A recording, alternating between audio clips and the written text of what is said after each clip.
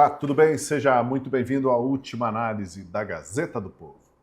Nova operação da Polícia Federal, autorizada pelo ministro André Mendonça do STF, prende o banqueiro Daniel Vorcaro e expõe o Brasil submetido a uma máfia infiltrada em todos os poderes.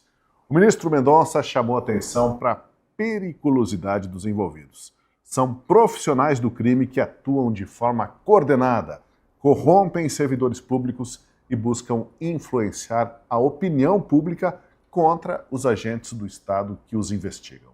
Nesse jogo sujo, Daniel Vorcaro foi flagrado em conversas ordenando que um capanga desse um pau e quebrasse os dentes de um jornalista. Vorcaro ainda tinha no bolso diretores do Banco Central da área de fiscalização.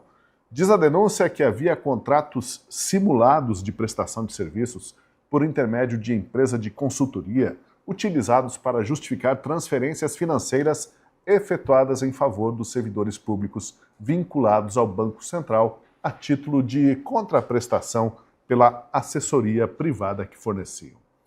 Perguntar não ofende. Temos aqui alguma semelhança com o contrato bilionário de Vorcaro com o escritório de advocacia da mulher de Alexandre de Moraes? Ou dos contratos para consultoria para o Banco Master por parte de Guido Mantega, Ricardo Lewandowski e Michel Temer? Será que estamos assistindo ao nascimento de uma Lava Jato 2 para limpar a República e terminar o trabalho começado há alguns anos? Olha, para debater esse e outros temas de destaque de hoje, eu convido você a seguir com a gente aqui no Última Análise, que está apenas começando. E aqui na bancada do estúdio temos a presença Francisco Scorsin e do Guilherme Kilter. Tudo bem, Chico? Bem-vindo. Tudo bem, graças a Deus, tudo bom, Gui? Kilter? Tudo certo, boa noite a todos. E no telão, remotamente com a gente, Deltan Dallagnol. Salve, Deltan. Bem-vindo. Olá. Obrigado, Tosi. Olá, Scorsin, Gui. Olá, audiência maravilhosa. Hoje nós teremos uma noite master. Temos muita coisa para cobrir, viu? Muita coisa para cobrir, para falar. A operação da Polícia Federal que colocou o Daniel Vorcaro de novo atrás das grades assustou hoje o Brasil. Deu ideia inicial do tamanho da infiltração de criminosos profissionais nos poderes da República. Não tem como não comparar a uma máfia truculenta e implacável contra quem quer que se coloque no caminho dos negócios ilícitos. Um dos comparsas de Vorcaro tinha um apelido que diz tudo: sicário. Segundo o dicionário, entre outros significados, quer dizer assassino pago, facínora, pessoa sanguinária e cruel. E numa prova de que as coisas desabaram mesmo, esse sicário, que se chama Luiz Felipe Machado de Moraes Mourão, tentou se matar hoje na Superintendência da Polícia Federal em Brasília, onde estava preso. Ele foi socorrido por policiais federais que fizeram procedimentos de reanimação e acionaram o SAMU, e agora ele está hospitalizado. O escândalo do Banco Master subiu de patamar. Será que é pior do que imaginávamos, Francisco Scorsin? Parece que a gente chegou naquele ponto em que tudo que é informado, tudo que foi falado, leva a imaginação a imaginar coisas ainda piores do que a gente conseguia imaginar até ontem, né? Então é possível que o caso seja tão mais escandaloso do que talvez a nossa própria imaginação fosse capaz de conceber. A impressão que eu tenho é algo que já chegamos, acho que nesse ponto, então, e o Deltan vai poder nos falar isso muito melhor. Porque chegou um momento da Lava Jato, e aqui nós vamos separar o que era, né, a informação confidencial de quem estava fazendo as investigações, tomando os processos, daquilo que chegava até o público, né, via imprensa ou através de vazamentos, enfim, de furos jornalísticos, né. Se chegou um momento em que a impressão era que se a Lava Jato fosse chegar até, de fato, os finalmente, não ia sobrar pedra sobre pedra da República como um todo, né. Era uma questão de tempo para se chegar e bater lá em Brasília, no Supremo Tribunal Federal, e a coisa iria se tornar incontornável. A força que a Lava Jato conquistou, né, pelos méritos do seu trabalho, a força de opinião pública, infelizmente, acabou não sendo suficiente para que se chegasse até esse termo final. Então a gente ficou com aquele, digamos assim, antes do último capítulo, desligaram o filme, para a gente ver até onde a corrupção poderia ter chegado nas entranhas dos grandes poderes e da grande elite brasileira. E agora o caso Master é como se ele tivesse começado o filme desse último capítulo, né? Quer dizer, a coisa já começou muito de cima, né? E parece que quanto mais a coisa começa a se mostrar, vai se confirmando aquela suspeita que todo mundo tinha que a Lava Jato em algum momento ia acabar chegando nesses grandes poderosos. Acho que hoje fica muito difícil de se duvidar de que a coisa pode ser muito pior do que parecia, mas também o fato de estar dessa proporção leva a gente, aquele gato escaldado tem medo de água fria, né? Se derrubar a Lava Jato com tão pouca coisa, com uma manobra tão chula para se desmontar tudo, também não é de se duvidar que se consiga algo parecido para se evitar chegar até aonde deve chegar. Mas do jeito que a coisa está, talvez tenha se chegado rápido demais, cedo demais a esse andar de cima e talvez não haja mais tempo hábil para que se haja o desmonte de toda essa operação, né? A Lava Jato demorou bastante tempo para que eles conseguissem achar um subterfúgio e meio desesperado, né, no final para desmontar. Eu não sei se eles vão ter tempo para conseguir fazer isso e se tentarem, talvez a coisa fique mais escancarada ainda. A imaginação, no final das contas, só nos traz um futuro sombrio, do que pode vir a aparecer, e aí vai dar esperança de cada um de que as coisas possam chegar a um verdadeiro esclarecimento. Esperança eu tenho, expectativa eu não crio. Agora, Deltan Dallagnol, a gente tem já experiência nas semanas recentes que damos uma notícia aqui de um avanço nas investigações, de uma quebra de sigilo, de um aprofundamento, né, da apuração de culpados, e poucas horas depois, um dia, 24 horas, 48 horas depois, vem uma decisão judicial e mela tudo, barra tudo, né? Você está mais esperançoso com essa elevação das temperaturas e das revelações do que o ministro Mendonça já autorizou a Polícia Federal a fazer e que a polícia fez? Você está mais otimista de que começamos aí a passar a limpo essa república nesse novo capítulo que foi interrompido, esse filme, como disse o Scorsin, na Operação Lava Jato? Eu gostei muito da forma como você, Scorsin, colocou, Tosi. É basicamente um déjà vu aí do que a gente viu na Lava Jato. A gente está vendo o que aconteceu antes, só que na Lava Jato eles brecaram. Chegou em 2019, opa, perto demais, perigosamente perto dos ministros. Eles brecaram, eles estancaram, eles pararam tudo. Só que agora é diferente. Por que é diferente? Agora é diferente porque agora é um ministro do Supremo que conduz diretamente as investigações.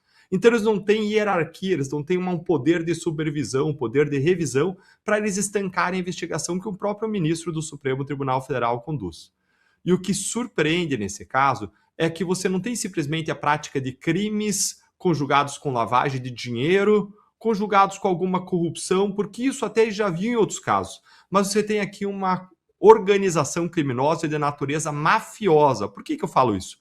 Porque além dos crimes de base, que são os crimes financeiros, em que eles captavam CDBs, captavam dinheiro emitindo CDBs, e aí eles investiam isso em ativos ilíquidos, eles investiam em ativos arriscados, eles desviavam esse dinheiro. Além disso, que seria o crime base, e além da lavagem desse dinheiro, que é tornar o dinheiro sujo, fazer ele parecer lícito, além da ocultação de 2 bilhões aí, né?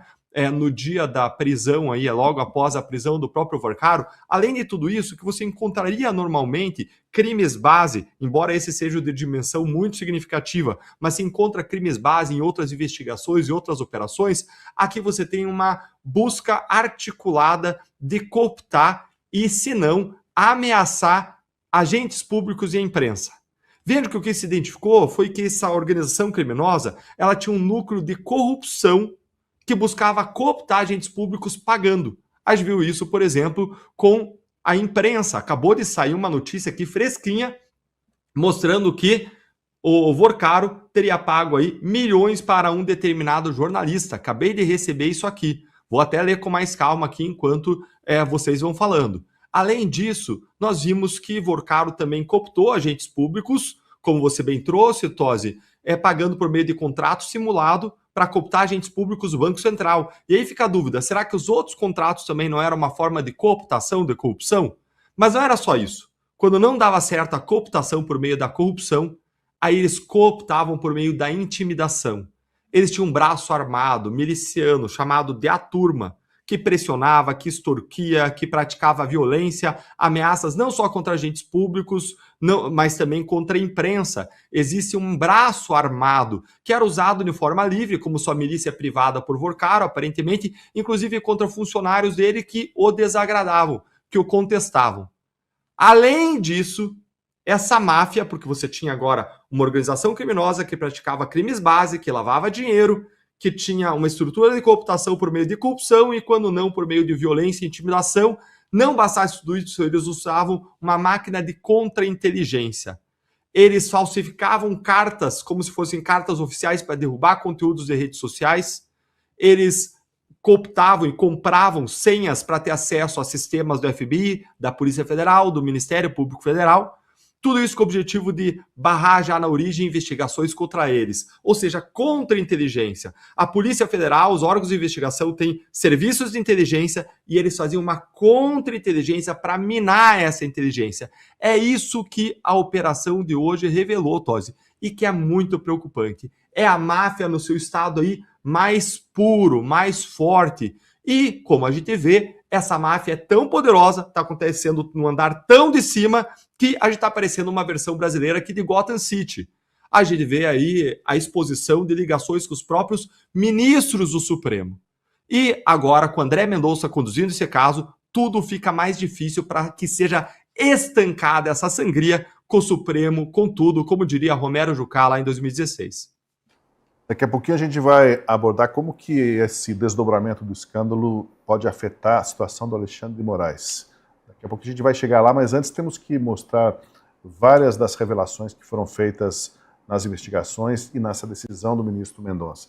Agora, Kilter, você sabia o que era um sicário, né? É uma figura muito comum em jogos de adolescentes, né? De adolescentes é boa, né? Tá gurizada. Eu já tinha ouvido falar, Tosi, mas confesso que fui de novo pesquisar para ter certeza da definição exata para garantir que eu não estava viajando. Falei, como assim um banqueiro que, né, acusado aí de diversos crimes financeiros tinha um assassino de aluguel? Que negócio é esse? Que história é essa? É isso mesmo que... O apelido que ele dava era o apelido... Sim, da função, né? Sicário. Não, tá certo. Será que é sobrenome dele? É um apelido? Não, é isso mesmo. O cara, o cidadão, ele tinha a função, esse Luiz Felipe Mourão, tinha a função exatamente essa de fazer coerção contra pessoas que desagradavam, que iam contra os interesses do grupo do Vorcaro, segundo diz o relatório da Polícia Federal para o ministro André Mendonça. A gente viu aí a notícia de que o Vorcaro estaria monitorando o Lauro Jardim para ver se dava para simular um assalto, para quebrar os dentes dele, para dar uma assustada. Também falou de uma empregada doméstica que precisava ser assustada, uma cozinheira. Você começa a pensar, meu Deus do céu, isso daqui é uma fraude financeira ou é o poderoso chefão que a gente está vendo de volta? E por incrível que pareça, não é nem no Rio de Janeiro, não envolve milícia, até onde a gente sabe, não está nesse patamar. Então, você começa a ver, de fato, uma estrutura organizada de poder, que é muito mais complexa do que a gente imaginava e que tem vários braços. A gente sabia que ele tinha relações com pessoas poderosas, relações com ministros do STF, que patrocinava eventos, viagens para a Europa, que tinha contratos com políticos como consultores, com Michel Temer, com Lewandowski, com o escritório de advocacia da Viviane Barsi, esposa do ministro Alexandre de Moraes. Isso era sabido de todos nós. Também falava-se muito, e o Ministério Público pediu para que o TCU investigasse imagens do celular do Vorcaro das festas em Trancoso. Festas essas que ele contratava prostitutas para ter imagens dessas pessoas influentes, para conseguir usar talvez depois como uma chantagem, quem sabe. Então a gente começou a ter uma ideia do tamanho da situação quando isso veio à tona. Mas isso eu confesso que quase ninguém esperava. Você ter um assassino de aluguel, praticamente, é o significado da palavra, para amedrontar pessoas que vão contra os interesses do Banco Master. A gente também já sabia que ele estava tentando pagar influenciadores para deixar a imagem do Banco Master positiva nas redes sociais. Afinal, ninguém investe em um banco que é desconhecido ou que tem uma imagem negativa. Ou seja, todo esse esquema era alimentado pela imagem do Banco Master. Se o Daniel Vorcaro deixasse a imagem do Master na lama, aí teria problema. Se saísse qualquer notícia de investigação, ele perderia investidores grandes. se de fato começasse qualquer investigação ou ele fosse arrolado em qualquer investigação de crime financeiro, ele também perderia muito dinheiro e todo esse esquema da República Paralela do Vorcaro ruiria. Mas aí a gente vê então esse sistema de contra-inteligência que o Deltan mencionou. E vale lembrar, saiu uma notícia também que o relatório da Polícia Federal dizia que o Vorcaro teria contratado hackers para invadir o sistema do Ministério Público. E mesmo assim, Paulo Gonet, o líder máximo do Ministério Público, o PGR, decidiu que não havia provas suficientes para prendê-lo nesse momento. E vai lembrar, o ministro André Mendonça deu 72 horas para que a PGR se manifestasse. Eles não se manifestaram, falando que o prazo era muito curto. Mas quando é o ministro Alexandre de Moraes dando 48 horas para eles se manifestarem sobre algo relacionado ao Bolsonaro, eles fazem, minutos. É estranho, parece até combinado, mas são os fatos. Essa que é a realidade. E aí você tem que se perguntar, Paulo Gonet prevaricou, não investigou, não condenou quando deveria, não foi atrás como deveria fazer, como implica o seu papel, não condenar, mas investigar ou concordar com a investigação que o ministro André Mendonça estava solicitando, ou ele simplesmente não tem interesse que essa investigação aconteça, porque talvez seus aliados estejam inclusos nisso, porque talvez o ministro Alexandre de Moraes tenha muito interesse nesse caso do Master e até por isso tem um contrato, a sua esposa tem um contrato de 129 milhões para ter prestado um parecer jurídico até agora que a gente está sabendo. É de fato muito caro, 3 milhões e meio por mês aí para fazer o negócio andar. Será que é por aí? Então, muitas outras perguntas começam a surgir agora. Qual que era o interesse do Vorcaro fazendo tudo isso? Quais outros jornalistas, porque a gente também ficou sabendo que ele pagava alguns jornalistas e portais de imprensa e notícia para vincularem boas notícias a respeito do Banco Master. Não bastasse influencers, né, influenciadores nas redes sociais, você precisa também da imprensa, e pelo jeito a Polícia Federal disse que ele estava também pagando ali, nas conversas teria pagamentos dele. Ou seja, é uma rede complexa. Era o Vorcaro ali como cabeça de tudo, era o Zetel como também um operador, a gente tinha esse sicário e tinha muitos outros ex-consultor do Banco Central prestando praticamente serviço de consultoria para o Banco Master. Aí a gente entende por que durou tanto tempo essa operação sem o banco ser liquidado ou ser investigado. Eu acredito, Tosi, que é só o começo. E agora, a cada nova descoberta, surgem mais perguntas do que respostas. A gente vai tentar ser didático aqui, avançar nos pontos da decisão do ministro Mendonça, porque ela ilustra muito bem como era grave o que foi investigado, o que foi descoberto pela Polícia Federal. Enquanto isso, peço para você que está assistindo nosso programa que deixe seu like, que compartilhe esse conteúdo para que mais gente se una a nós e acompanhe agora o que a gente vai mostrar. A linguagem interceptada pela polícia nas conversas do Vorcaro mostra expressões próprias de gangsters, como tem que moer tal pessoa, tem que dar um pau no outro, tem que quebrar os dentes do jornalista, tem que dar um sacode em um para já deixar o outro assustado. Veja só.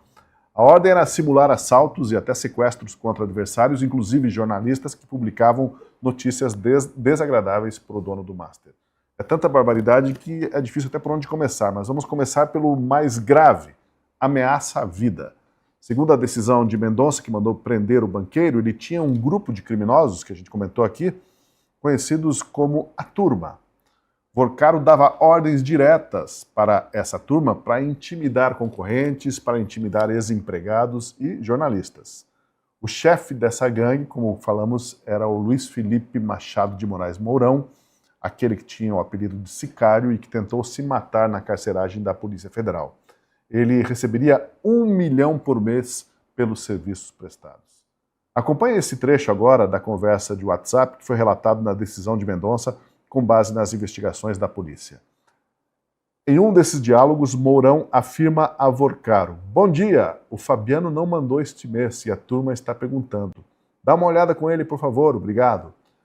Ao ser indagado por Vorcaro sobre os dados para o pagamento e sobre o valor exato, Mourão responde nos seguintes termos: ele, ao que tudo indica seria o Fabiano Zettel, manda o mensal e eu divido entre a turma. Mando para eles 400, divido entre 6. Os meninos mando 75 para cada, o meu.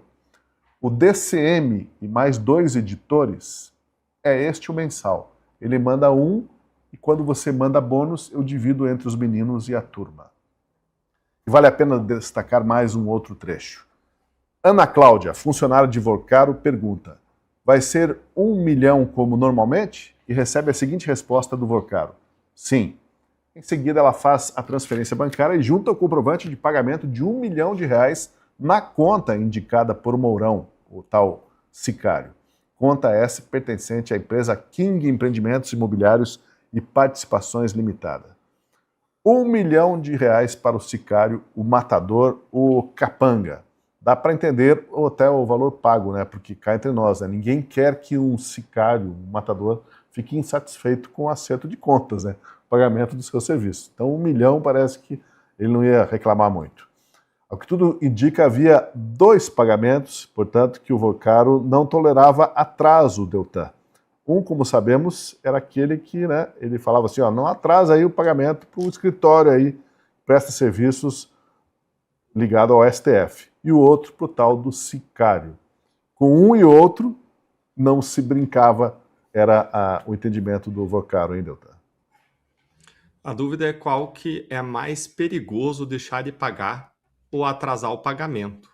Essa é uma dúvida bem legítima da gente ter. Quando a gente olha esse pagamento, a gente tem que entender que esse pagamento era feito para o sicário não só para ele praticar atos de intimidação, mas ele também tinha uma atividade ali de contra-inteligência, com busca de acesso a sistemas do FBI, Polícia Federal, Ministério Público Federal. E, além disso, ele fazia um trabalho também de contra-inteligência ou de difusão de informação ou de gerar fatos, criação de fatos na imprensa. E, em determinado ponto, segundo a imprensa divulgou, ele reportaria o pagamento, a divisão de valores entre diferentes sites de notícias, incluindo, finge a surpresa, o famoso site da esquerda DCM, Diário do Centro do Mundo. Quando eu vi aquilo, eu falei, ó, finja surpresa, porque esse é um site que atacou a Lava Jato, a história inteira da Lava Jato, um site completamente enviesado, que reportava as coisas de modo completamente distorcido, sempre atendendo interesses que se distanciavam da verdade, como os fatos aconteciam na vida real. Então, o que a gente vê é que esse vicário, né, ele tinha sicário, desculpa, sicário, misturei com Vorcaro, né? Vorcaro com sicário. Esse sicário, ele tinha uma série de atividades que ele desempenhava e nenhuma delas era uma atividade aí bonita, né, Tosi? Eu não estou acostumado, eu estou acostumado a investigar ao longo da minha vida crimes financeiros, lavagem de dinheiro. Eu até tenho uma ideia do percentual que as pessoas que a gente investigava cobrava, mas eu nunca tinha visto uma pessoa que presta esse tipo de atividade nesse nível. Mesmo quando a gente investigou as organizações criminosas da Lava Jato, a gente ouviu, por exemplo, uma pessoa do Odebrecht disse para o agente público que ele ia separar esse agente do Odebrecht, esse alto executivo, o dono do Odebrecht, disse que ia separar milhões de reais para investigar a nossa vida de trás para frente. Então a gente até está acostumado com algum grau de ameaça, com algum grau de ingerência, mas a gente nunca, veja bem, nunca, nem na Lava Jato, em que a gente lidava com os maiores corruptores e corruptos do país, com gente que comprou banco no exterior para lavar dinheiro, em que a gente lidava com pessoas que tinham sistemas avançados de gestão de pagamento de propina, nem na Lava Jato, em que isso foi pego a rodo, a gente viu nada parecido com alguém que tinha um esquema não só de corrupção, não só de desvio de dinheiro, não só um esquema base criminoso, mas que lidava também com intimidação, com braço armado, miliciano, com intimidação por meio de chantagem, usando potencialmente imagens privadas das pessoas com prostitutas e festas íntimas, e ainda também buscava quebrar acesso a sistemas de inteligência com dados do FBI, Polícia Federal, Ministério Público Federal. Olha, isso me surpreendeu bastante, isso mostra a gravidade desses crimes que estão sob investigação e me indica que vai ser muito difícil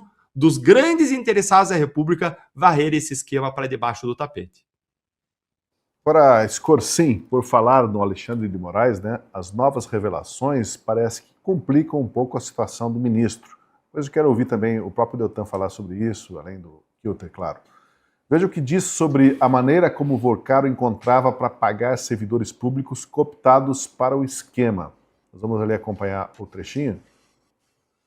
Consta ainda que Daniel Bueno Vorcaro coordenou a articulação de mecanismos destinados à formalização de contratos simulados de prestação de serviços, por intermédio de empresa de consultoria, utilizados para justificar transferências financeiras efetuadas em favor dos servidores públicos vinculados ao Banco Central a título de contraprestação pela assessoria privada que forneciam.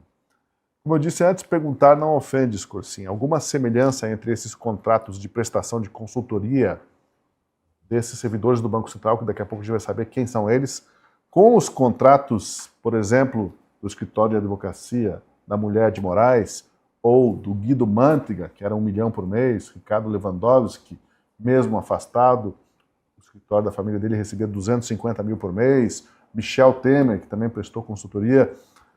Temos aí um modus operandi, de fato, né? Agora, qual contrato que realmente correspondia a algum serviço efetuado é o que fica no ar, mas pelo que a gente vê agora nessas revelações, toda essa turma lá que estava no bolso ou na folha de pagamento do Vorcaro teria que dar explicações, né? Com toda certeza, né? Pelo estado do que a gente sabe, né? Até onde a gente tem informações a respeito da investigação e do que saiu desses contratos, né? Você tem uma forte suspeita sobre todos esses contratos que precisam ser investigados e verificados, e justamente a resposta vai estar justamente nos serviços que foram prestados, se é que foram prestados, né? Pela forma como o próprio ministro colocou na sua decisão, havia uma aparência de consultoria, uma aparência de prestação de serviço que não eram efetuados, e os pagamentos acabavam acontecendo através desses contratos. E se não tinha a prestação de serviços efetivamente contratada, não ia se dar dinheiro de graça, né? Não ia se dar dinheiro à toa. Quer dizer, pelo que esse dinheiro foi dado a essas pessoas? E no atual estágio em que as coisas estão, todos os contratos são suspeitos, né? E não importa quem sejam os beneficiários de maneira direta ou indireta desses contratos, todos agora estão sobre suspeição, porque o que aparece é de fato uma rede muito mais ampla do que parecia no primeiro momento, com um modus operandi muito parecido com o que a gente vê em filmes de mafiosos e coisas assim. E é muito difícil de você hoje dizer que não, nesse contrato esse é válido, aquele é outro válido. Porque dado o que tá aparecendo, fica muito difícil de você sustentar esse tipo de coisa. E são vários contratos, né? O Todd citou alguns que são de políticos, mas a gente tem jornalistas, a gente tem outras figuras que vão acabar aparecendo nesse caminho. O que eu acho que é interessante deixar acho que uma dica para todos nós, né? Dado o alcance do Daniel Vorcaro, dado que vai aparecendo, e ainda parece, se eu não me engano, saiu até uma notícia que parece que apenas 1/3 de um dos celulares foi periciado até agora. Ou seja, o que deve ter de coisa ainda para aparecer é uma grandeza. Nessa altura do campeonato, a dica que eu dou para todo mundo é prestar atenção em quem está completamente calado, quem está em completo silêncio a respeito disso tudo. Não é boa coisa quem está em completo silêncio. Porque tudo que já saiu já é mais do que suficiente para se manifestar e se posicionar. E deixo uma outra dica, que é um filme, uns 10 anos atrás, mais ou menos, chamado Sicário, inclusive, do Denis Villeneuve, com o Benício Del Toro no papel, um dos papéis principais. Deve ter uns 10 anos esse filme. E estou dando a dica não só para quem não sabia que Sicário tinha a ver com Matador de Aluguel, mas porque no filme a coisa é muito mais intrincada do que apenas contratar um matador de aluguel para fazer determinado serviço. Havia toda uma dimensão do FBI investigando cartéis de drogas no México, e você tem os sicários mesmo, eles são aqueles que trabalham meio que para mais de uma frente, parecendo ser bonzinho, parecendo ser o vilão, e no final das contas a coisa é muito mais intricada e complicada do que parece. É um bom filme, porque o tempo todo você fica na dúvida, né, de quem é o vilão e quem não é o vilão. E no atual estágio que nós estamos aqui, é bom a gente ficar meio esperto, porque tem muita gente que pode estar posando como mocinho dessa história, ou que não tem nada a ver, mas que ali na frente pode aparecer exatamente em situação completamente inversa. Então, de olho em quem está muito calado diante de tanto escândalo. O que mais preocupa até, Chico, não é só quem está calado, quem não se manifesta, mas principalmente instituições e representantes. Sim. É um absurdo a PGR sequer se manifestar, mesmo intimada pelo ministro André Mendonça, nesse caso, nesse relatório robusto da Polícia Federal sobre essa turma do Vorcaro, a turma que ameaçava pessoas, invadia sistemas e aí cometia crimes gravíssimos, não só crimes financeiros, mas crimes mesmo previstos no Código Penal ali de ameaça, possível assassinato e coisas do tipo, que a gente lê ali no relatório da Polícia Federal. E por que agora? Porque a gente sabe também que esse sicário tentou tirar a própria vida no presídio onde ele está. Por quê? Por quê? Do que ele tem medo? Por que ele tentaria fazer isso? São muitas perguntas que começam a surgir. E outra, quais são os deputados e senadores que apoiam a investigação ou não? Por que os deputados do PT, do PSOL, do PV não assinaram a CPMI do Banco Master? Por que estão todos calados? Eles só se manifestam quando sai alguma notícia falando que o Zetel doou dinheiro para a campanha do Bolsonaro ou que o Nicolas viajou no avião do Vorcaro, que também não é verdade, porque o avião era de uma companhia, o Vorcaro era sócio e saiu da sociedade. Essa que é a verdade. Ou seja, por que eles só se manifestam quando vai contra os adversários políticos deles? Por que não, quando todo esse escândalo está vindo à tona, envolvendo a imprensa, envolvendo o Ministério Público, envolvendo ministros do STF, aí eles ficam, caladinhos. Até inventaram uma CPI aí, fake, para só eles mesmos assinarem e falar que assinaram alguma coisa, quando a gente sabe que já tem uma fila de 5 CPIs para serem instaladas na Câmara dos Deputados e essa vai entrar lá no fim da fila e nunca vai ser instalada, tanto é que mais ninguém assinou essa CPI porque a chance de ser instalada é zero. Ou seja, qual que é o interesse deles em ficar em silêncio? Do PGR Paulo Gonet, dos deputados e senadores de esquerda, do PC, do PSOL e do PV. Por quê? Por que não se manifestam? Será que em breve a gente vai ver prisões e talvez uma delação premiada envolvendo esses nomes? Resta o tempo dizer. Deltan, sinalizou aí? Diga. Sinalizei porque tem uma breaking news aqui, uma informação que chegou agora mesmo, acabou de ser publicada, eu tinha recebido já extraoficialmente, mas foi publicada agora. Se me permitir colocar em tela inteira, eu quero compartilhar com as pessoas. O UOL confirmou agora, nesse momento, que o sicário do Vorcaro morreu em hospital de Minas Gerais. Isso foi confirmado agora, como vocês veem aí, faz 6 minutos exatamente. Não fala das circunstâncias, a Polícia Federal divulga uma nota oficial falando da tentativa dele de retirar a própria vida, que tudo ia ser devidamente apurado, esse é o procedimento padrão da Polícia Federal, tem câmeras na área de carceragem, tudo vai ser devidamente esclarecido, não está na mesa hoje a hipótese que tenha sido aí uma queima de arquivo, mas sim que tenha sido um ato aí do próprio sicário de retirar a sua vida. E aqui tem um cuidado aqui ético, que acho bom a gente fazer parte desse cuidado, de repetir aqui a informação de que se alguém pensar em retirar a própria vida, tem vários centros de atenção à saúde psicossocial que funcionam aí 24 horas por dia e que qualquer um que cogite isso deve procurar pelos diferentes telefones disponíveis aí pelo Brasil, para que a pessoa possa ser devidamente assistida.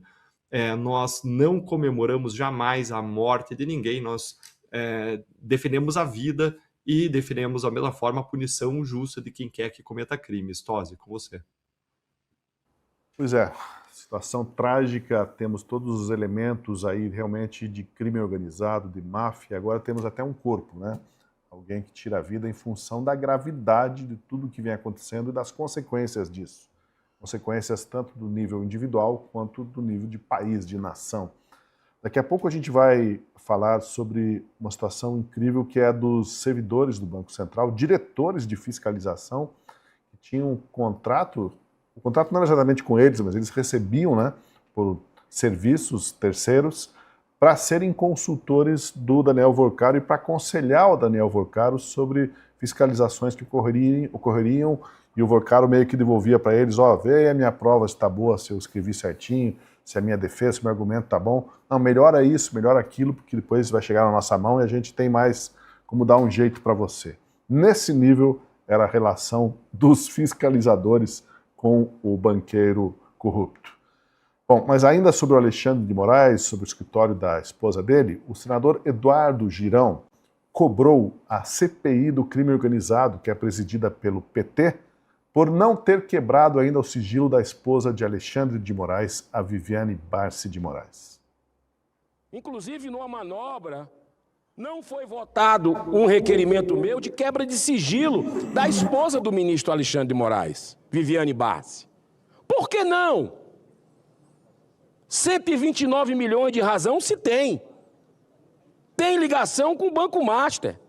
Foi contratada e não atuou em nenhum dos órgãos que lá estaria preposto que ela atuasse no contrato. 129 milhões.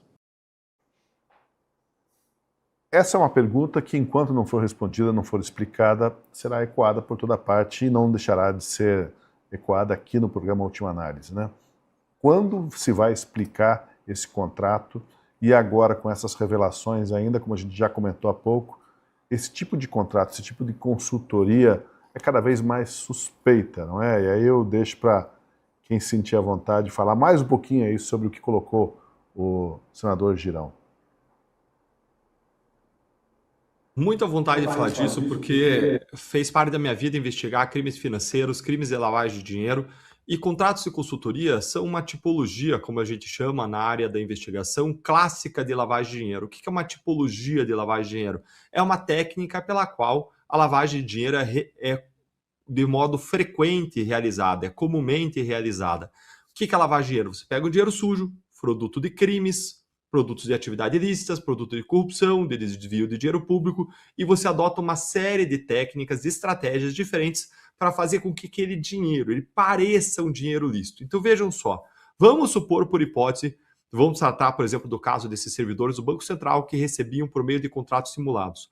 O que acontecia ali de fato era, as provas, os indícios apontam que seria um pagamento de valores ilícitos do Vorcaro para funcionários públicos do Banco Central, da área de supervisão bancária, presta atenção, estamos falando do chefe, do subchefe de supervisão bancária, pagamentos feitos para que eles cooperassem, ajudassem a própria entidade fiscalizada de diferentes formas, revisando atos, revisando ofícios, comunicações, informando sobre o que ia acontecer. E isso significa pagamento de propina para corrupção ou pagamento, no mínimo, aí, de um tráfico de influência. Mas, possivelmente, o que a investigação vai revelar, vai comprovar, com base nos indícios que vieram à tona até agora, é a prática de corrupção.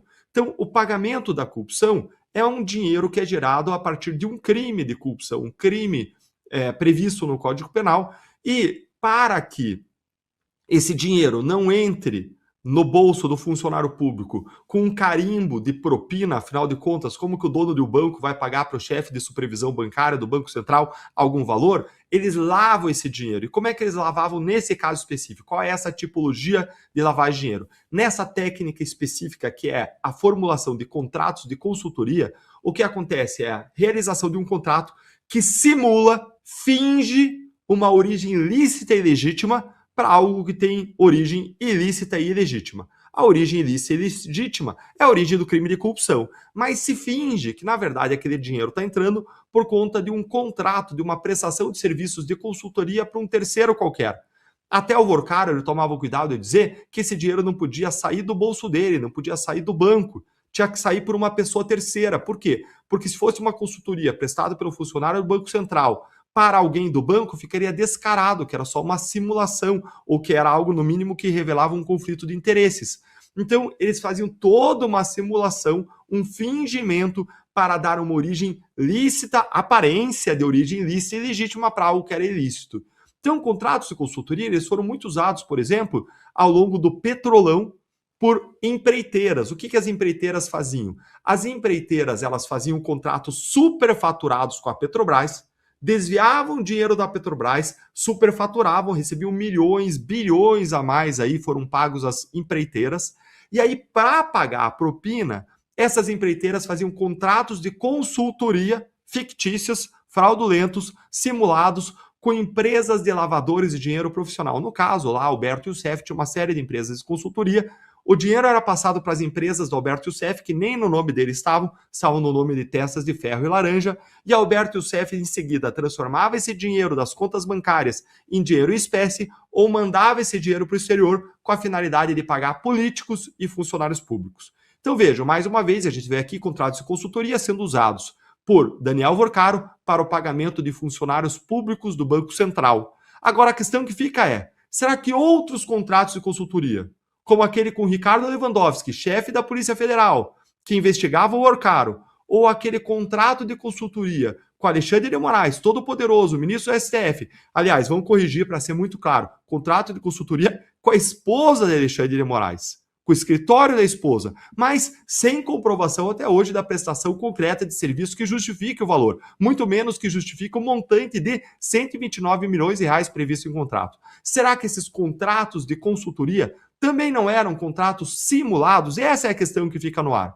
Existem indícios, existem suspeitas. Senador Eduardo Girão, do Partido Novo, representando a minha visão de investigador, representando a visão dos cidadãos que querem explicações, cobrou a quebra do sigilo do ministro, da esposa, do escritório, para que isso possa ser esclarecido, e é o que nós precisamos fazer sem cessar, até que isso seja esclarecido de cabo a rabo. Essa situação tem que vir à tona, a luz do sol é o melhor desinfetante, e eu receio que o que a gente vai ver não vai ser nada bonito, porque a gente está vendo hoje indícios de crime praticados na cúpula do Poder Judiciário. Quem deveria entregar a justiça, pelo jeito, está entregando indícios, aí, segundo os indícios apontam, crimes praticados na mais alta esfera do poder. E o Senado segue a todo vapor, né? O Deltan lembrou muito bem e endossou muito bem essa fala do Girão, mas vale a gente lembrar também que foi muito questionada a quebra ali dos dados da informação sobre o Lulinha na CPMI do INSS, a quebra dos seus dados bancários e fiscais e tudo mais, e da sua amiga ali, do Careca, do INSS, que estava tudo envolvido nesse esquema, mas aí a gente teve um questionamento da base do governo Lula, do PT, de que a conta foi feita errado, de que não deveria ter sido tomada essa decisão pela CPMI, e nós vimos o Davi Alcolumbre mantendo a decisão. Quando erra tem que ser cobrado, quando acerta tem que ser parabenizado. E Alcolumbre deve sim ser parabenizado por essa decisão, mas também aquele parabéns de parabéns, você não fez mais que a sua obrigação. Que as suas outras obrigações também sejam feitas, como essa CPI do crime organizado, que é mais para inglês ver, que não quebra os dados fiscais de quase ninguém, que não investiga pouquíssima coisa, tem poucos senadores ou deputados parlamentares bem atuantes ali dentro. A gente vê um bloco muito maior na CPMI do INSS, ali sim, com uma representatividade maior, e a gente vê fatos sobre isso. Mas a verdade é que é muito difícil você investigar crimes nesse país, mesmo pelo legislativo.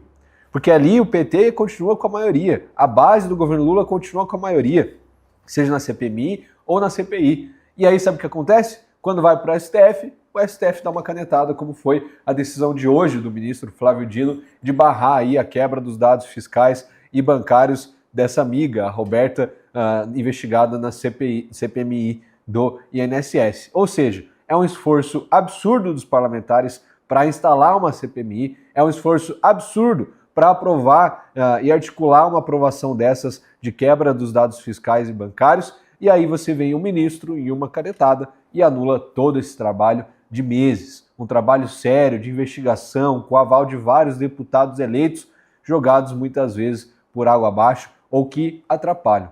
A boa notícia também é que nós temos o ministro André Mendonça relatando os dois casos, do INSS e do Banco Master. E graças a ele, o Daniel Vorcaro está de novo na prisão e acredito que dificilmente vai sair de lá tão cedo. Agora, a recomendação talvez seja, ministro Mendonça, não pegue aviões particulares, porque a Lava Jato também estava indo bem, enquanto o Teori Zavascki estava à frente.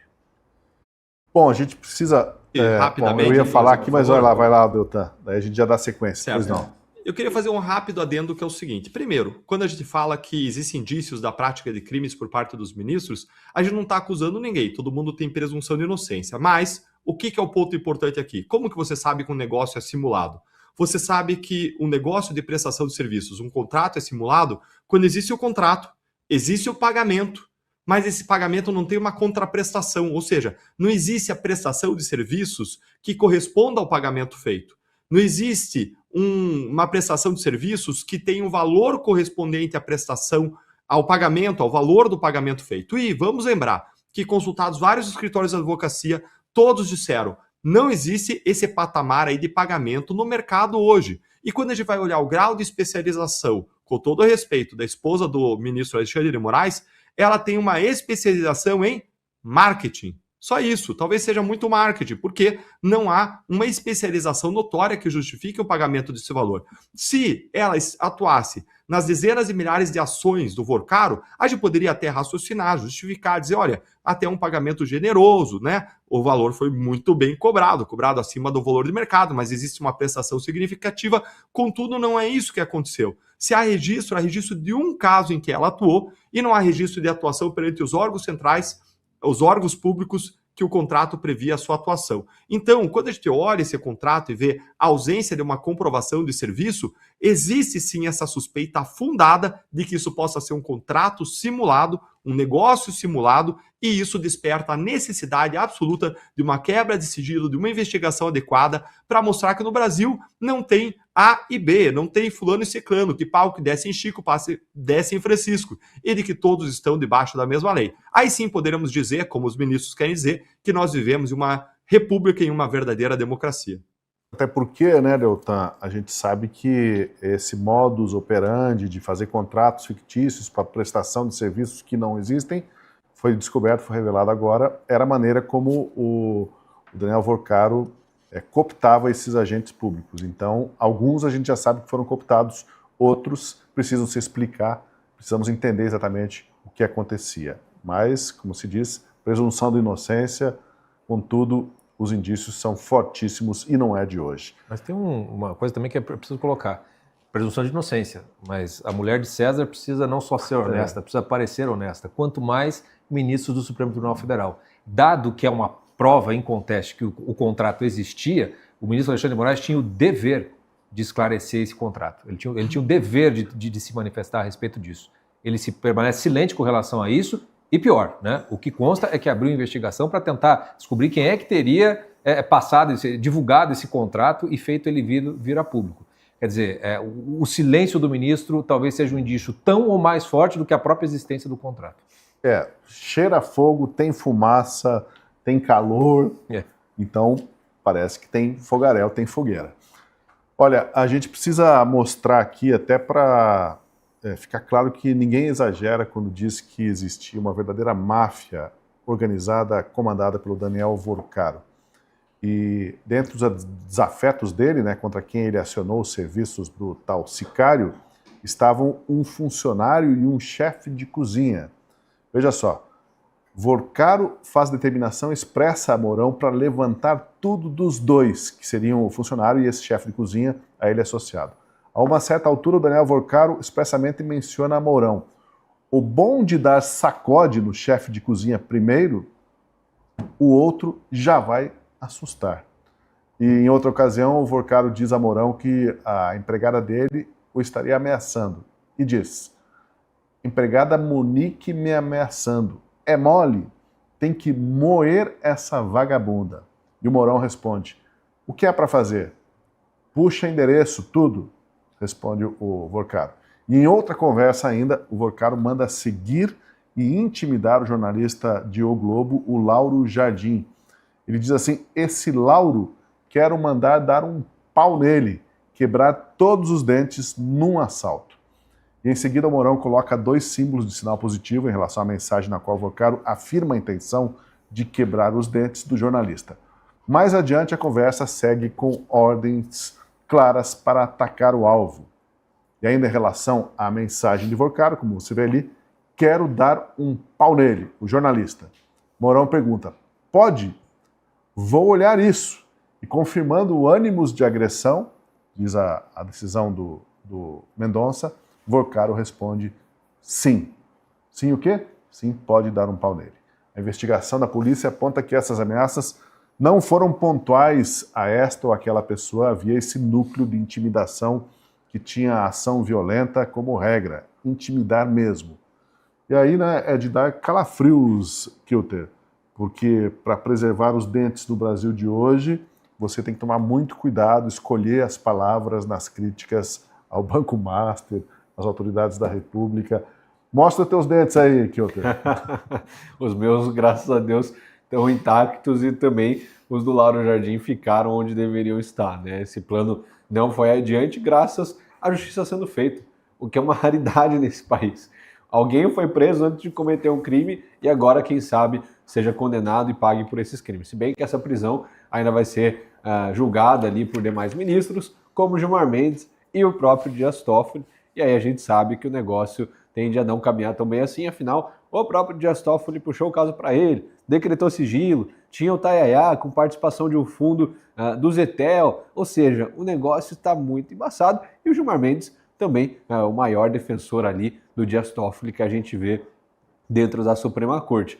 Então o negócio não está cheirando bem e acho que sim, pode gerar uma cisão no STF. Agora, é absurdo você ter um presidente de um banco, diretor, CEO de um banco, sei lá que seja o título que o Vorcaro tenha, ameaçando, ou nem ameaçando, acho que ele nem chegou a ameaçar, ele só fez um plano de fato para agredir o Lauro Jardim, não publicou nada, não mandou recado, nada, pelo menos que a gente saiba a partir desse relatório da Polícia Federal e da decisão do ministro Mendonça. Ele só assim pode bater, pode arrancar os dentes, pode fazer, aí ele vai lá, por outro lado, paga uma parte da imprensa para falar bem do Banco Master, paga os influenciadores para falarem bem, paga umas consultorias de políticos e quem falar mal tá ferrado. Quem for contra essa maré, quem for contra essa dinheirama, e olha que não é nem 10% do dinheiro de um banco grande como Itaú, Bradesco, tudo mais, era um banco menor, mas mesmo assim tem esse potencial de abalar a República, de pagar R$1 milhão por mês para um assassino de aluguel, um mercenário, e é isso que a gente está vendo no nosso país. E aí sim a gente vê o valor da imprensa. A imprensa investigativa, o jornalismo investigativo, que vai lá e coloca o dedo na ferida e fala o que tem que ser falado, sem partidarismo, sem favoritismo, sem lados, mas só relatando os fatos. E foi isso que o Lauro Jardim fez, sem emitir necessariamente juízo de valor, colocou todas as investigações e todas as suspeitas em relação ao Banco Master e por isso, simplesmente por fazer o seu trabalho, ele foi alvo do Vorcaro, assim como nós temos diversos outros parlamentares, jornalistas de direita que já foram presos, perseguidos, censurados pelo ministro Alexandre de Moraes. Aparentemente, no Brasil, a liberdade de expressão acabou em várias esferas. Seja no privado, quando você ameaça uma máfia de um banqueiro, seja quando, mesmo que você tenha imunidade parlamentar, o Supremo Tribunal Federal pode ir lá e te canetar, derrubar a tua rede social, te prender, apreender teu passaporte e te mandar para fora do país, fazendo você sobreviver das suas redes sociais. É assim que está o Brasil hoje. Quando que as pessoas vão acordar? Quando que vão ver todo esse sistema? Quando que a gente vai ver os grandes responsáveis sendo punidos? E é aqui que entra a nossa esperança e a expectativa de uma delação do Vorcaro. Se ele falar, todos ali têm que ser investigados. Sem lado A, sem lado B, quem tiver culpa no cartório vai pagar, independente do partido, independente da instituição, independente da posição social ou da autoridade. Se aparecer delação de ministro Toffoli, de ministro Alexandre de Moraes, tem que ser imediatamente afastado e investigado. É isso que a justiça exige. Mas eu duvido que isso vai acontecer no nosso país. Eu aposto, Tosi, se o Vorcaro delata e coloca o nome de um ministro do STF no meio, o Gilmar Mendes vai lá e anula a delação dele. É o mais provável que vai acontecer e a gente já estaria acostumado a ver isso daí. E aí, como que aconteceu? O que faria o ministro André Mendonça? Os cenários começam a se construir, mas fato é que eu imagino que agora, pelo menos dessa vez, o Vorcaro e o Zetel vão demorar para sair da prisão e de fato comecem a pagar pelos seus possíveis crimes que estão aí sendo investigados e podem levá-los a serem condenados. Se até o Ministério Público, se até diretores, ex-servidores do Banco Central, se até ministros do governo Lula e ministros do STF estão envolvidos, é porque de fato é uma briga grande e vai demorar para a gente ver alguma resolução nesse sentido. Eu acho que o Kilter já comentou de passagem anteriormente sobre o papelão do Paulo Gonet nessa história agora, com essa segunda fase da operação. E ele ficou muito mal mesmo, parece, na foto, né? O Paulo Gonet. Ele foi comunicado a se manifestar sobre o pedido de prisão e recebeu aí um prazo de 72 horas para se manifestar. Ele reclamou que era muito pouco tempo para estudar o caso. E veja só, a gente vai destacar aqui como foi o argumento do Gonet. Não se entrevê no pedido nem no encaminhamento dos autos à PGR a indicação de perigo iminente, imediato, que induza a extraordinária necessidade de tão rápida e necessariamente sucinta análise do pleito. Requeiro, por isso, que as providências aguardem a manifestação do titular da ação penal a ser enviada no mais breve tempo possível. Assinalo que antes dessa análise, a PGR não pode ser favorável aos pedidos cautelares, não podendo aboná-los.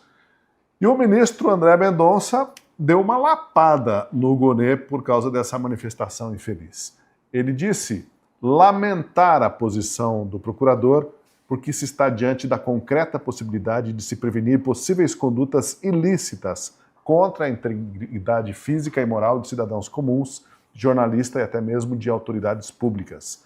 Porque há indicativos de ter havido acesso indevido dos sistemas sigilosos da Polícia Federal, do próprio Ministério Público Federal e até mesmo de organismos internacionais como a Interpol. Portanto, se as medidas requeridas pela Polícia Federal não forem acolhidas em caráter de urgência, pode-se colocar em risco a segurança e a própria vida de pessoas que se tornaram vítimas dos ilícitos apontados nesses autos, bem como dificultar sobremaneira a recuperação de ativos bilionários que foram desviados dos cofres públicos e de particulares atingidos pelos variados crimes contra o sistema financeiro nacional apurados nestes autos.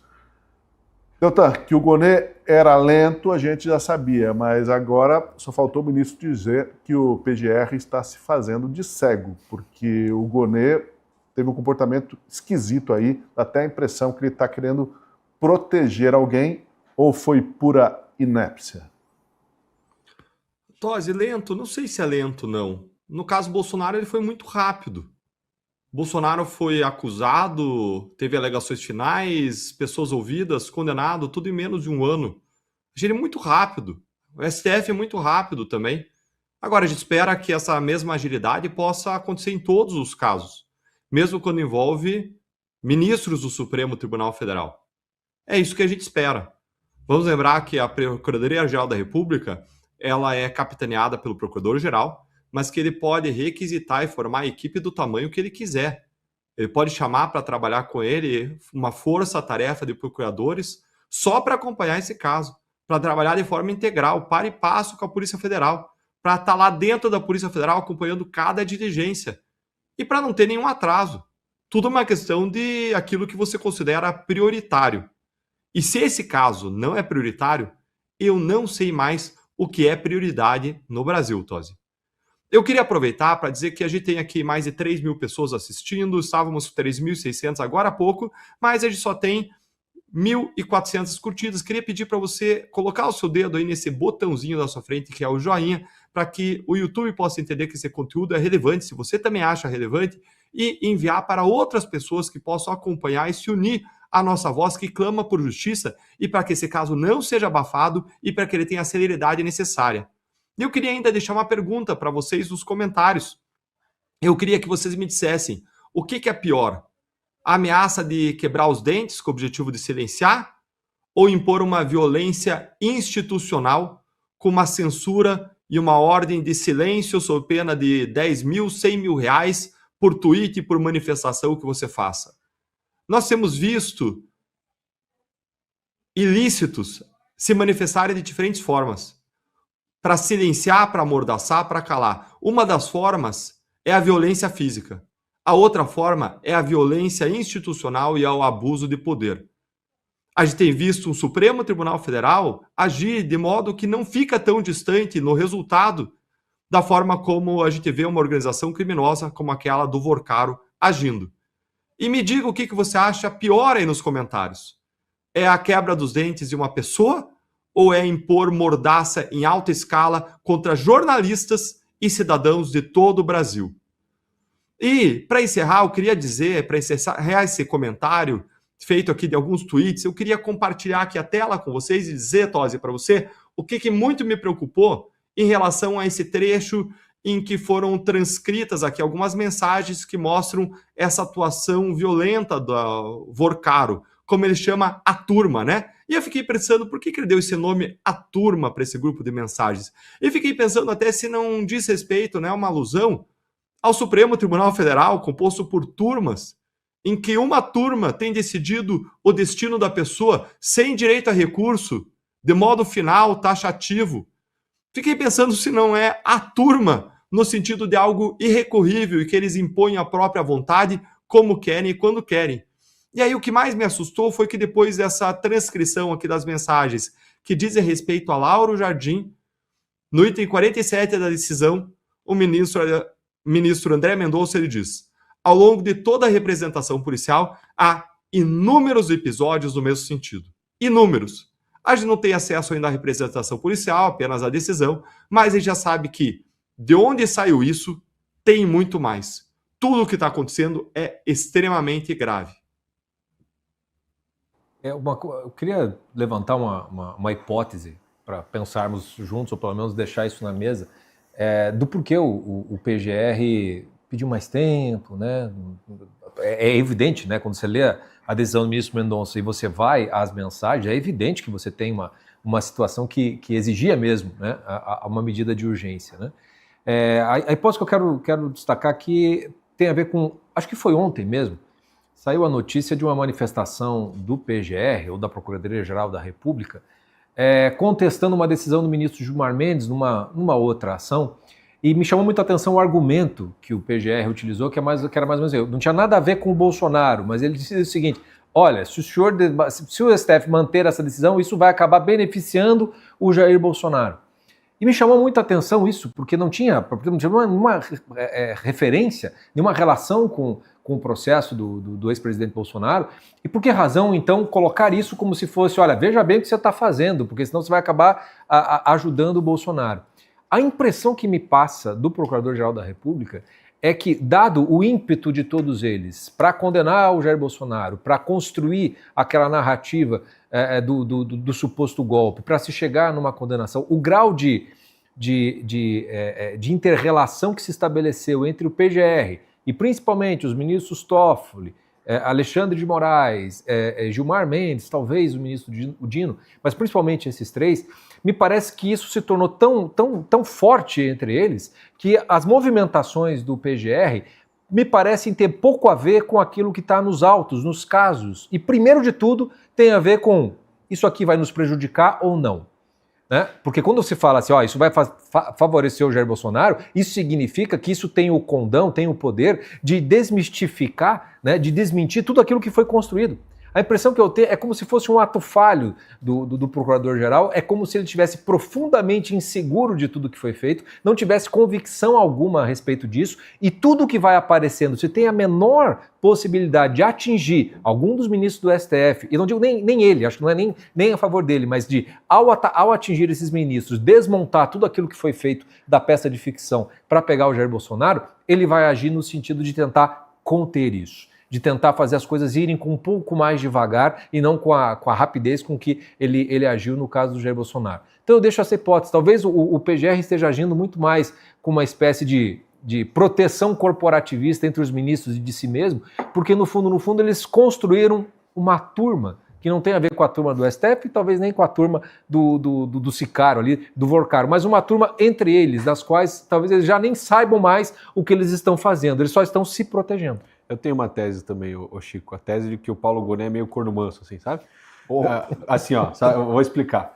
Você tem o Daniel chega pro Paulo e fala, Paulo, você tem o André, fala, Paulo, o Daniel tá saindo com a tua esposa, tem aqui, foto, vídeo, foi lá, levou pra comer, pagou, não sei o que, tarará, posso ir atrás desse cara aqui?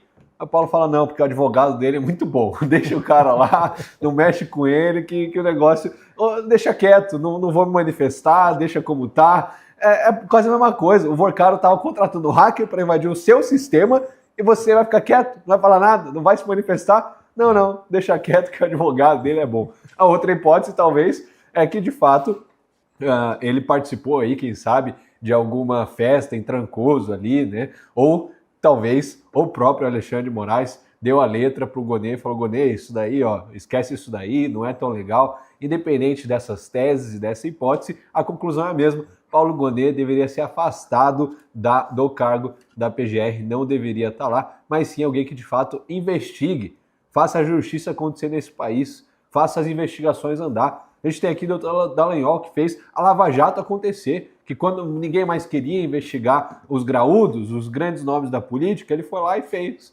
É isso que está faltando para o Paulo Gonet. Coragem e fazer o seu dever. Quando eu comentei Olha, que ele é lento, Gui, né? Viu, Deltan? Quando eu comentei que o Paulo Gonet é lento, é porque ele tem momentos de lentidão de tartaruga e momentos de velocidade de uma lebre, né? No julgamento do Bolsonaro foi super veloz, mas mesmo ali, de vez em quando ele se comportava como tartaruga lá nos interrogatórios e o Alexandre de Moraes vinha e passava por cima dele e dizia o que o procurador está querendo dizer e já atalhava. E o Gonet, como lembrava o Marcília, batia palminhas e era isso que eu queria dizer, ministro, era isso. Sim. Olha, a Cecília aqui gostou muito do seu comentário aqui, certamente, que eu estou acompanhando, ela estava reclamando que a gente não está fazendo piadinha, que ela adora quando a gente faz graça. Mas outro usuário aqui respondeu aqui, dizendo, olha, que o assunto está muito sério aqui. E realmente, hoje está sério. Hoje eu estou tenso aqui, porque eu estou vendo o Brasil desmoronar diante dos nossos olhos.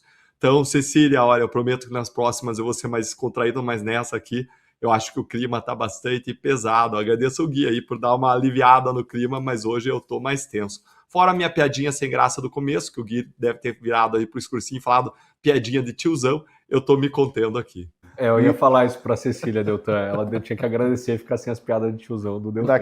Daqui a alguns anos, viu, Deltan? Daqui a alguns anos eu vou poder, quando tiver algum neto mais para frente, vou poder dizer assim, olha, você não acredita, mas eu apresentava um programa em que a gente fazia os debates e o Deltan Dallagnol me assistia fazendo os comentários e moderando o chat, era uma coisa maravilhosa. O Deltan Dallagnol, exatamente, ele era meu assistente.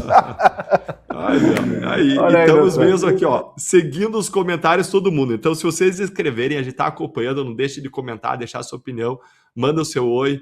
Tinha sempre a Suzy aqui, mandava sempre um beijo aqui para o Guilherme Kilter, está sentindo falta dos comentários de vocês. Bom, a gente precisa mostrar mais revelações e agora uma outra revelação gravíssima nessa fase da operação autorizada pelo ministro André Mendonça contra o esquema criminoso do Banco Master. Isso envolve a cooptação dos agentes públicos. Vorcaro colocou na folha de pagamento 2 servidores do alto escalão do Banco Central. Isso mesmo, justamente servidores das áreas de supervisão e fiscalização bancária. Eles eram o Paulo Sérgio Neves de Souza, esse que aparece ali, menor, chefe adjunto de supervisão bancária do Banco Central, e o Bellini Santana, chefe do Departamento de Supervisão Bancária do mesmo Banco Central. E o mais incrível, o Vorcaro tratava os dois como empregados, como subalternos mesmo. Os dois faziam serviços de consultoria e aconselhamento para o Vorcaro, orientando como driblar as fiscalizações e como se defender das inspeções que depois eles mesmos fariam. Paulo Sérgio, o chefe da supervisão bancária do Bacen, além de receber pagamentos pelos serviços a Vorcaro, era corrompido com outros agrados. Veja o que diz a decisão de Mendonça com base na apuração da Polícia Federal. Um forte indício de que Vorcaro corrompia Paulo Sérgio pode ser identificado a partir da troca de mensagens realizadas por Vorcaro ao saber por meio de mensagem de WhatsApp do próprio Paulo Sérgio de uma viagem que o referido servidor do Bacen faria aos parques de diversão localizados em Orlando, nos Estados Unidos, dentre eles parques da Disney e da Universal. Vorcaro chega a comentar em mensagem reproduzida que precisaria arrumar guia para essas pessoas e em seguida aciona pessoa específica para providenciar o serviço em questão. E como era generoso o tal Vorcaro, Francisco, preocupado com um guia para quem já era pago regiamente e muito caro, altos volumes de dinheiro, mas não bastava isso, ele ainda ia além, se preocupava com as férias do servidor do Banco Central. O que se revelou até agora, né, tá mostrando peixes pequenos, né? Tá sendo, né, o diretor do adjunto lá do Banco Central, fala da cozinheira, né, fala de um jornalista, e é muito difícil, né, que num esquema desse, com métodos desse, né, e com os indícios que já existem de cooptação de figuras muito mais relevantes, que não tenha nada nessas mensagens que se aproximem desse estilo no trato com essas outras pessoas, né? Então, não só um método, mas também uma certa psicologia também se revela. do Daniel Vorcaro no trato. É até provável, até me parece ser uma figura que claramente com subalternos trata com um certo desdém, até um certo desprezo, mas muito provavelmente nas conversas que devem ter a rodo, com ele conversando com deputados, senadores, quiçá ministros do STF, ele muito provavelmente se colocava naquela posição quase de humildade subalterna, típica de puxa-sacos, mas naquele estilo passivo-agressivo, né? Uma das mensagens que você leu, Tosi, tinha algo lá que o cara falava assim, não, dá um sacode não sei quem, porque isso aí já serve de aviso, já serve de alerta para os outros, né? Dado que a gente começa a conhecer melhor essa psicologia, esse método de ação do Vorcaro, a gente pode meio que voltar um pouquinho no tempo e ver quais foram as manifestações indiretas que ele deu nos depoimentos, né, no interrogatório, naquela famosa, me fugiu o nome agora, quando colocou o Vorcaro e mais não sei quem para falar no final do ano, a cariação que foi feita pelo ministro Dias Toffoli, né, que foi exigida. Quer dizer, quantas coisas não foram dados indiretas mesmo, avisos, né, sinais, né, para que as pessoas tomassem determinadas providências, porque senão, né, como a gente viu agora por essas mensagens, algo muito baixo poderia ser feito pelo Daniel Vorcaro. Então a gente tem uma revelação de um esquema que é muito mais próximo da máfia do que de um mero esquema de corrupção, quer dizer, é algo que pode ser muito maior do que apenas a corrupção do sistema financeiro, né, de cooptação dessas grandes figuras, e é estranho que até agora a gente só esteja com essas provas de peixe pequeno, em comparação com os indícios que se tem dos peixes grandes que já estão aí envolvidos. Eu espero, né, que com o andar da carruagem essas coisas venham à luz, né? E a pressão da opinião pública através da imprensa é muito necessária. Então, embora o ministro André Mendonça me parece que esteja fazendo, simplesmente cumprindo o seu dever, também é de se questionar, né, o fato de que, bom, se tem disso, será que não tem mais do que apenas a cozinheira, o jornalista que queria se bater, né, o diretor adjunto do Banco Central, né, e tudo mais que já saiu e que ninguém dá uma explicação. Tem mais coisa para sair aí. Só discordo com você que esses diretores sejam bagrinhos. Acho que eles são os peixes médios, né? Eles não chegam a ser assim os lambarias. É que em comparação com o contrato de 129 milhões... em comparação com tubarões aí que estão nadando à vontade nesse mar, realmente eles eram aí, digamos aí, o que seria uma tilápiazinha. Não entende peixes. Mas o outro chefe, falando em tilápia, em peixe graúdo, miúdo, etc., o outro chefe corrompido por Vorcaro no Banco Central era o tal do Bellini Santana. Em várias ocasiões, segundo a polícia, ele pedia para conversar com o Vorcaro por telefone para tratar de assuntos sensíveis e evitar deixar rastro das conversas no WhatsApp. E o Bellini estaria no bolso do Vorcaro. Como demonstra essa conversa aqui, ó. Em mensagem de WhatsApp enviada por Fabiano Zettel a Daniel Vorcaro, aquele primeiro pergunta: hoje tem que pagar a primeira do Bellini, ok? Em seguida, o Daniel Vorcaro responde: ok. E na sequência de mensagens, Daniel Vorcaro reforça a importância de o pagamento ser feito por outra pessoa, identificada como Leonardo Augusto Furtado Palhares, a fim de viabilizar a ocultação da propina. E aí o Vorcaro diz: mas veja se o Léo pode pagar. E reembolsamos dia seguinte. Bem importante isso. Fabiano Zettel: na verdade ia pagar Léo e o Léo pagar ele, mas peço ele para pagar primeiro.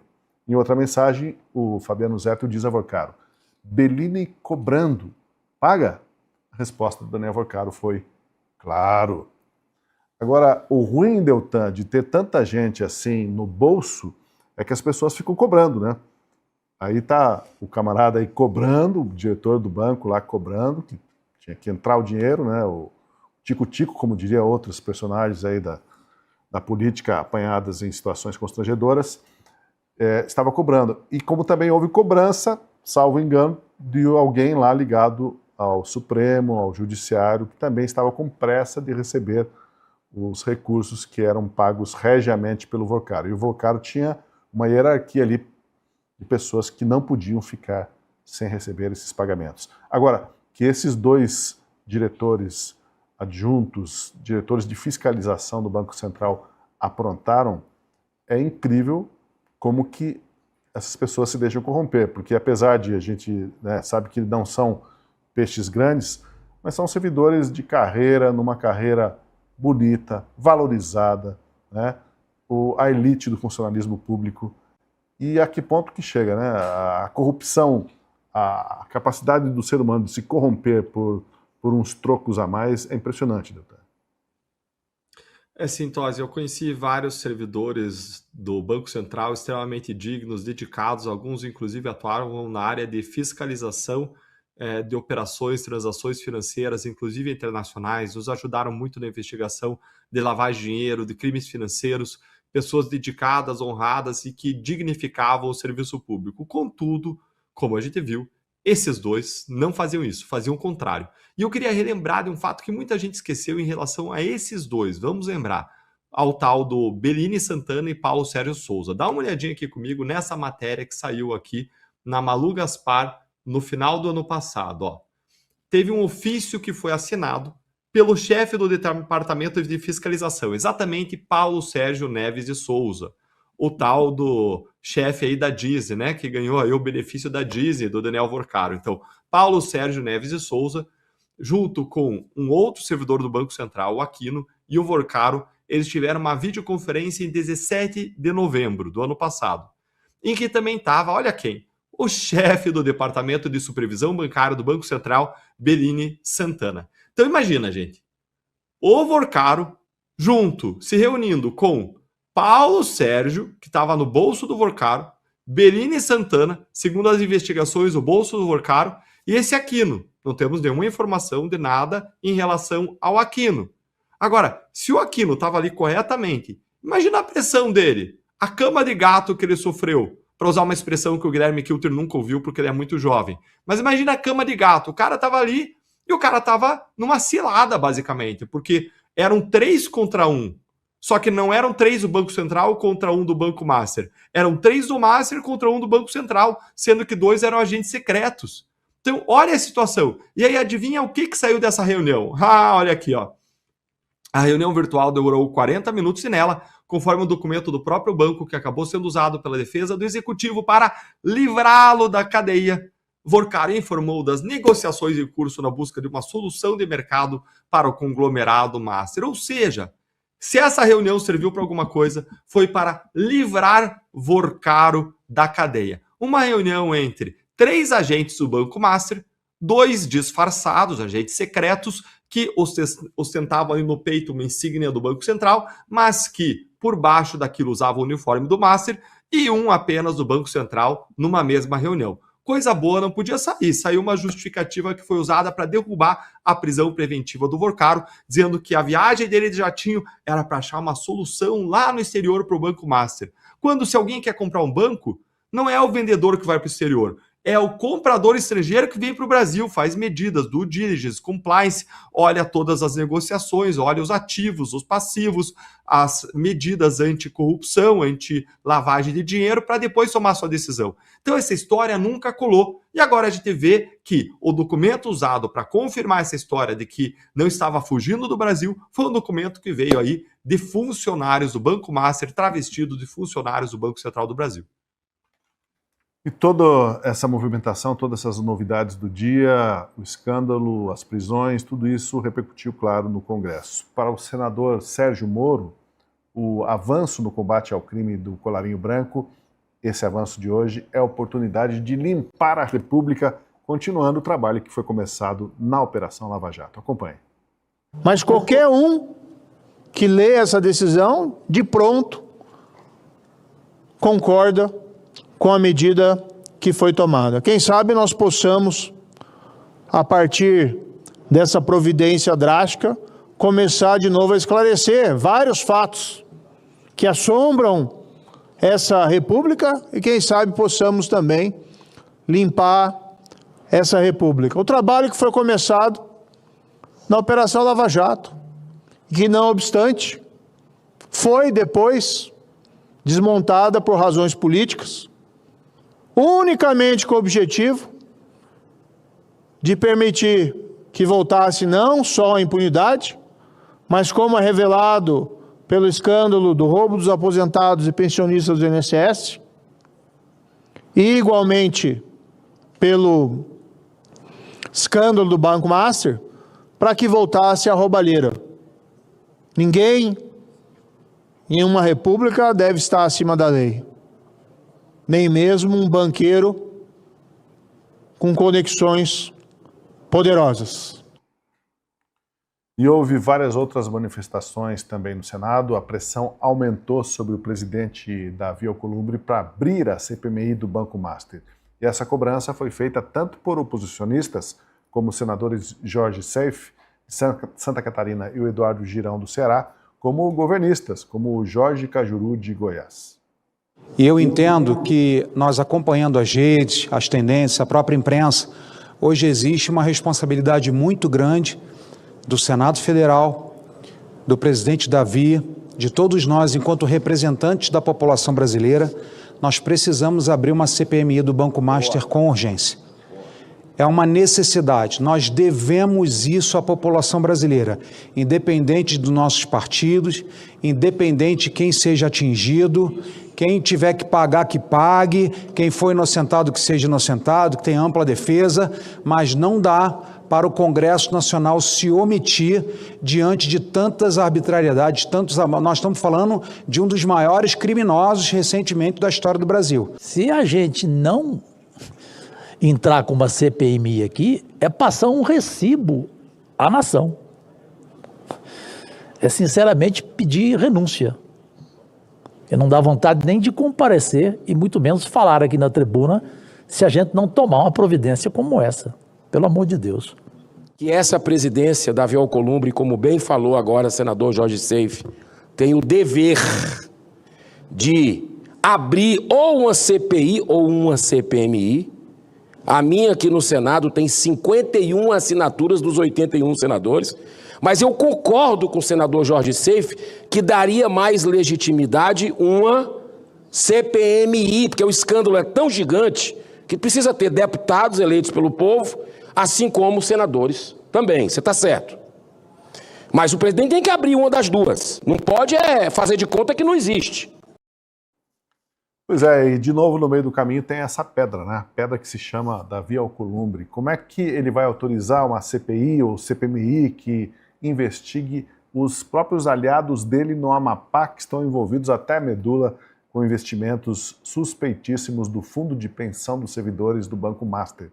400 milhões de reais. De lá, de onde pouco se espera, é que não vem nada mesmo, ou pode ser que o Davi Alcolumbre acabe cedendo porque a coisa está se agigantando muito e ele pode mudar de ideia? Deltan, seria muito ingenuidade acreditar que possa vir uma decisão surpreendente do Alcolumbre? Olha, de onde não se espera é que não sai nada mesmo no Brasil, Tosi. Não sai dali. Agora, o que ele vai fazer para ele conseguir barrar essa CPMI ainda é uma incógnita. Ele vai ter que inventar, vai ter que usar criatividade, vai ter que invocar algum precedente do Supremo, do tipo, você não precisa obedecer à Constituição e à lei no Brasil. Porque se ele seguir a regra, em algum momento ele vai precisar instalar uma sessão conjunta do Congresso Nacional para apreciar os vetos presidenciais. Vão se empilhando projetos de lei com pequenos vetos, projetos que são como um todo até de interesse do próprio governo, mas em relação aos quais houve pequenos vetos presidenciais, projetos de interesse da oposição, como o PL da dosimetria, que reduziu as penas no 8 de janeiro do presidente Bolsonaro, e esses projetos estão se acumulando, a pressão vai aumentar, uma hora ele vai ter que instalar a sessão. E instalando a sessão é obrigatória a leitura do requerimento de instalação do CPMI e a sua instalação. Agora, como é que ele vai fazer para evitar isso? Não sei. Mas no Brasil, até o passado é incerto. Alguma coisa ele vai fazer. Eu só não consigo imaginar o quê, porque eu penso dentro das 4 linhas. Eu penso dentro da Constituição. E quando você vai inventar alguma coisa ilegal, aí depende da criatividade de cada um. E essa é a raiz do problema do Brasil. A gente não tem hoje lei. A gente tem vontade das pessoas, não tem império da lei, Estado de Direito. Então, vai caber ao precedente, ao Supremo do Senado, que se chama Davi Alcolumbre, decidiu o que vai fazer. E o pior é que o Supremo tende a endossar, porque tem várias pessoas lá com o rabo preso, nesse caso do Master. Agora, dentro das 4 linhas, não dá. E a gente está vendo uma escalada da arbitrariedade, do abuso, e agora não é mais em nome daquilo que a esquerda via como bem maior. Agora, muita gente da esquerda, do PSOL, também está reclamando. A imprensa embarcou no barco da reclamação do Supremo, porque viu agora eles transigindo com as leis, eles dobrando as regras de interesse próprio para proteger e garantir a própria blindagem e impunidade. Então, até quando que a gente segura um Brasil assim? Um Brasil com uma crescente tensão em que toda a opinião pública, com exceção de alguns poucos supremistas, com exceção de alguns poucos, escalam uma tensão e dizem, não dá para admitir, é abuso em cima de abuso. Até quando que o país aguenta? Talvez até as eleições, quando isso tudo pode explodir, essa grande panela de pressão, um monte de gente da direita com pauta de contenção dos abusos se eleita, e aí acabou para o Supremo.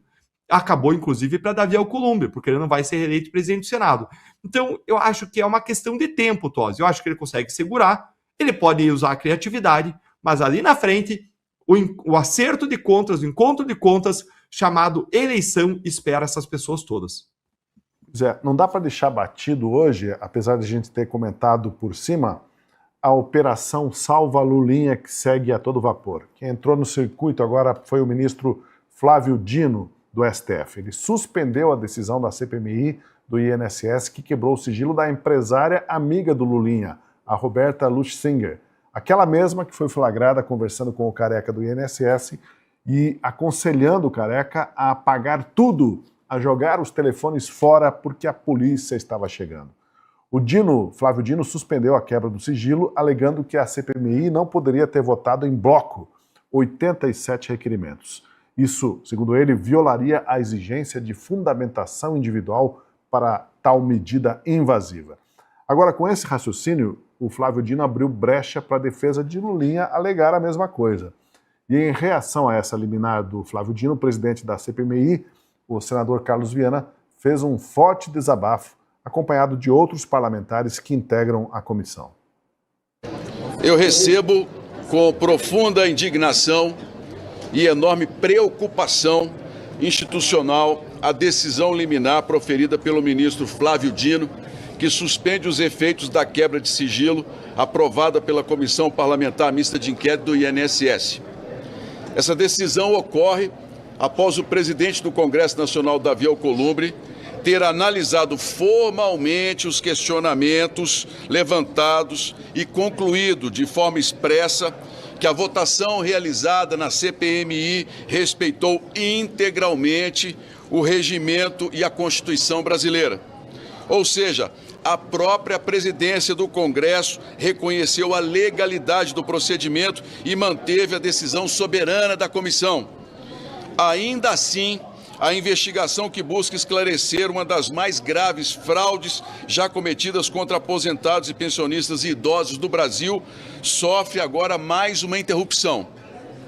Estamos falando de brasileiros que trabalharam uma vida inteira e que olham para o Congresso Nacional com a esperança de que essa investigação leve os culpados a serem punidos. Homens e mulheres que contribuíram durante décadas acreditando que o Estado estaria ao seu lado na velhice. Bom, essa tem sido a dinâmica. A CPMI decide, o Supremo suspende. Se não houver mudança no roteiro, no dia 28 de março, a CPMI vai ser obrigada a encerrar os trabalhos porque o Davi Alcolumbre teria prometido a Lula que não aprova o pedido de extensão do prazo. Ainda temos 24 dias. Será que vão conseguir, Scorsin, manter a CPMI imobilizada, engessada durante essas 3 semanas? Eu acho difícil conseguir, ainda que se ingesse a CPI, ainda que se encerre a CPI nesses dias, é impossível de se conter aquilo que vai sendo revelado, né?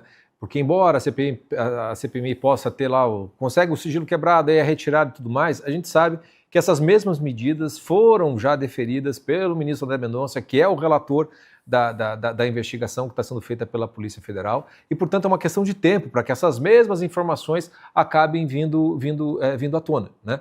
E há um exemplo aqui, o Kilter, do meu lado aqui, acabou de pegar, vou até passar para ele falar um pouco, que talvez, mesmo que o Dino suspenda a quebra do sigilo, talvez já seja tarde demais, porque o que já veio dessa quebra do sigilo já começou a ser noticiado pela imprensa e vai ficar muito difícil de você conseguir conter a continuidade da investigação com ou sem CPI.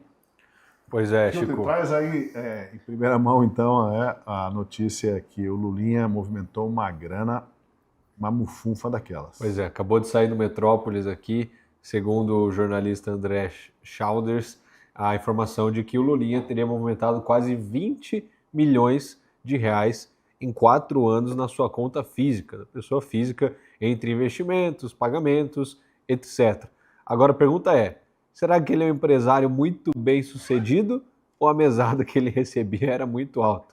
As investigações vão dizer o que de fato está acontecendo, de onde que vem esses pagamentos das empresas dele, mas fato é que a gente já recebeu a informação de que ele é suspeito sim de receber uma mesada do Careca do INSS. Caso isso se confirme, como aponta aqui a coluna e a reportagem, seria só o começo desse quebra-cabeça do dinheiro do Lulinha. Da onde vem o seu dinheiro? Talvez agora fique mais claro os motivos do porquê ele foi para a Europa, mesmo com a investigação longe de acabar. Então acho que é só o começo, a gente ainda vai relembrar muito o nome dele aqui no programa, Tosi. Pois é, temos mais coisas para abordar ao longo dessa semana e o convite é para que fiquem ligados aqui no canal da Gazeta do Povo no YouTube, porque a gente vai cobrir tudo isso e cobrir com a isenção, a imparcialidade, a franqueza e a coragem, que já são características da Gazeta, você bem conhece. Agradeço muito a participação de vocês, Guilherme Kilter, Francisco Scorsin, Deltan Dallagnol. Foi um prazer tê-los aqui e vamos continuar de olho em tudo isso. E obrigado especialmente a você, espectador, que acompanhou a Última Análise, que está inscrito em nosso canal. Curta, compartilhe para que mais pessoas tenham acesso a esses conteúdos. Obrigado pela sua companhia e até o nosso próximo encontro.